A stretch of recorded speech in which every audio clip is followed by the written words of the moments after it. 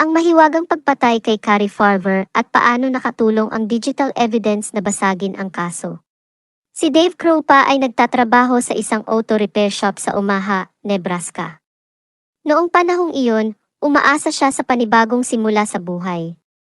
Kakahiwalay lang niya ng kanyang long-time girlfriend na si Amy Flora, kung saan may 2 anak siya. Hindi nagtagal ay nagpasya siyang mag-sign up para sa isang online dating, kung saan nakilala niya si Liz Golyar. Si Liz Golyar ay isang housekeeper na kamakailan ay walang asawa at ina ng 2 anak na malapit sa edad ni Krupa.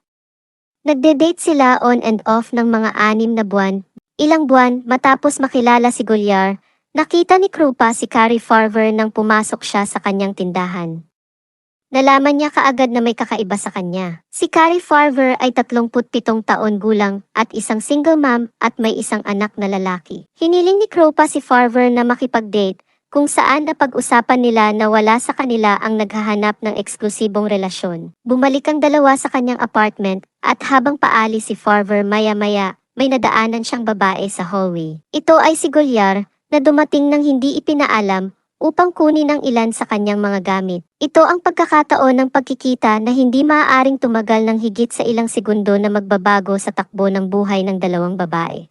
Huling nakitang buhay ang single mom na si Carrie Farver noong November 13, 2012 ni Dave Krupa, isang lalaking kaswal niyang dinidate ng ilang linggo. Nagtrabaho si Farver malapit sa apartment ni Krupa bilang isang computer programmer sa West Corporation at nagsimulang regular na magkita ang dalawa sa kanyang lugar. Ilang linggo sa relasyon, sinabi niya kay Krupa na mayroon siyang malaking proyekto sa trabaho at hiniling na manatili sa kanyang lugar sa loob ng ilang araw sa halip na magmaneho ng 1 oras pabalik sa kanyang lugar bawat gabi sa bansa. Nagpalipas ng gabi si Farver sa tahanan ni Krupa sa Omaha, Nebraska, na mga 40 minuto mula sa kanyang tirahan sa Macedonia, Iowa. Nasa bahay niya pa rin siya nang umalis si Krupa para magtrabaho ng umagang iyon. Pagkaraan ng 3 araw, ang ina ni Farver na si Nancy Rainey ay nagulat na nawawala ang kanyang anak na babae matapos hindi dumating si Farver upang kunin ang kanyang anak. Sa parehong oras, nagsimulang makatanggap si Krupa ng kakaiba at nagbabantang mga text message mula sa isang taong nagsasabing siya si Farver pagkatapos nitong tanggihan ang kahilingan nito na sabay silang lumipat sa parehong araw na nanatili siya sa kanyang bahay. Ang harassment ay tumaas sa susunod na 3 taon. Nakatanggap si Krupa ng libo-libong nagbabantang mensahe, bagamat binago ni Krupa ang kanyang numero ng telepono at email address, hindi huminto ang mga elektronikong banta. Ang salarin, na pinaniniwalaan ng mga otoridad na nagpapatupad ng batas ng Krupa at Omaha noon ay si Farver, ay nagpadala rin ng mga mensahe ng pagbabanta sa isa pang babaeng kadate ni Krupa noong panahong nakilala niya si Carrie na si Shanna Elizabeth Golyar, nakilala bilang Liz. Naging totoo ang mga banta ng sadyang sunugin ang bahay ni Golyar noong Agosto 2013 na ikinamatay ng lahat ng kanyang mga alagang hayop.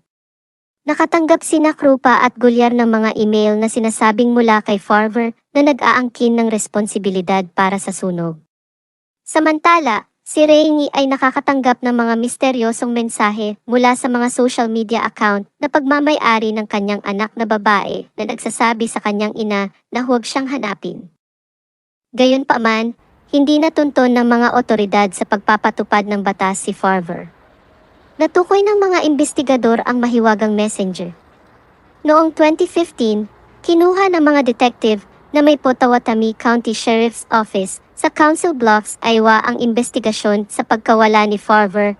Ang kupunan, sa pangunguna ni Sergeant Jim Doty, pinag-aralan ang orihinal na file ng kaso, kabilang ang mga nilalaman mula sa mga teleponong pagmamay-ari ng Krupa at Golyar na na-download noong 2013. Sa tulong ng Special Deputy at Digital Forensics Administrator na si Anthony Cava, kinilala ni Doty at ng kanyang co-investigator na si Ryan Avis si Golyar bilang isang person of interest. Sa pagitan ng 2012 at 2015, nagawa ni Golyar ang isang mahusay na trabaho sa pagtatago ng kanyang electronic trail gamit ang mga application at digital proxy para itago ang kanyang mga IP address na ginagawang mas mahirap na i-trace ang kanyang online at aktibidad sa telepono sa isang lugar na kanyang tinitirhan. Nalaman din ni Cava na nag-set up si Golyar ng higit sa 200 peking email address na lahat ay may ilang pagkakaiba-iba ng pangalan ni Farver.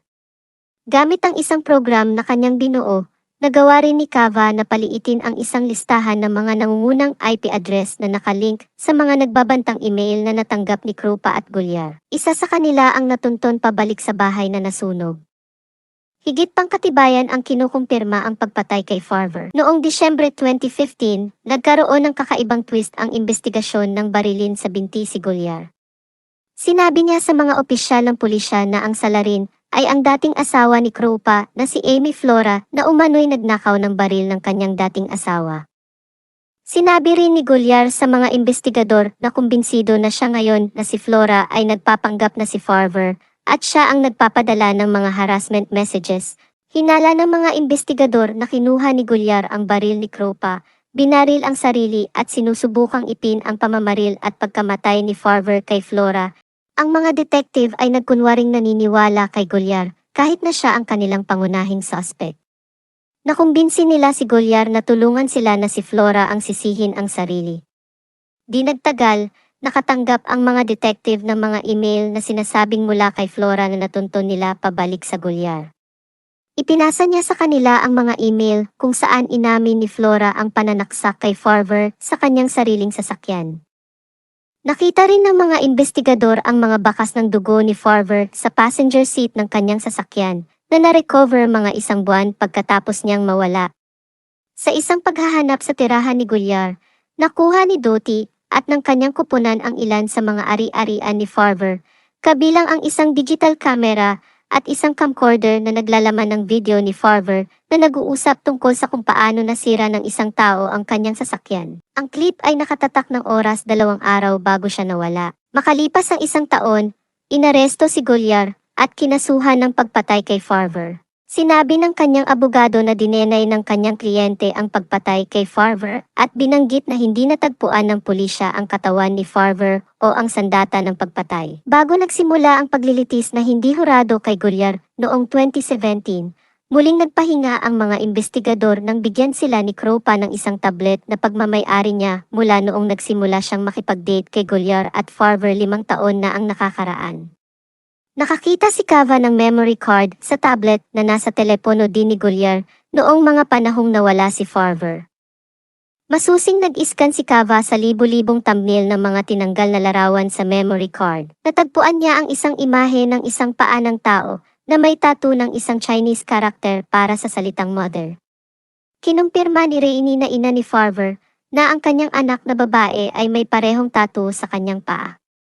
Natukoy din ng isang medical examiner na ang paa sa larawan ay pag-aari ng isang namatay na tao.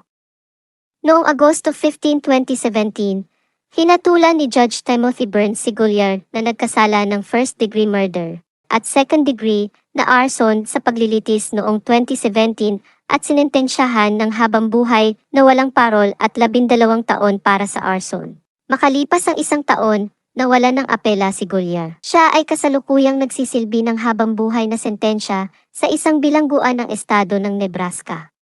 Sa kabila ng tiyak na katangian ng pangungusap, patuloy na pinananatili ni Golyar ang kanyang kawalang kasalanan at iginiit na ang tunay na pumatay ay nasa labas pa rin. Dahil sa matigas na paninindigan ni Golyar, hindi pa rin alam kung nasaan ang bangkay ni Farver. Ang mapanlinlang na mga aksyon ni Golyar ay hindi lamang ninakaw ang buhay ni Farver, ngunit nadungisan din ang kanyang reputasyon. Maling ipininta siya bilang kontrabida sa isang baluktot na salaysay. Sa mga unang taon ng kaso, nakita si Farver bilang isang mapaghiganti at malupit na stalker na hindi matatag ang pag-iisip. Bilang karagdagan sa Golyar na nahaharap sa hustisya, naibalik din ng kanilang investigasyon ang pangalan at reputasyon ni Farver. Ngunit pagkatapos na mapatunayan ang pagiging inosente ni Farver, ginawa ang mga pagsisikap na maibalik ang kanyang reputasyon. Samantala, nakonsensya si Krupa sa pagiging sentro ng mga kaganapan kung saan nangyari ang masasamang bagay sa mabubuting tao. Namumuhay siya ngayon sa isang napakatahimik na buhay sa Nebraska, kasama ang kanyang bagong partner na si Margie Hoover. Ang kanyang pagnanais para sa privacy at isang mapayapang buhay ay lubos na naunawaan dahil sa trauma na kanyang tiniis. Maraming salamat sa panunood. Kung nagustuhan nyo ang ganitong content, maaari nyong i-share at mag-subscribe sa aking channel para sa mga bagong kaso. Kung may mga kaso naman kayo na gusto nyong i-cover ko, please comment down below. Maraming salamat po.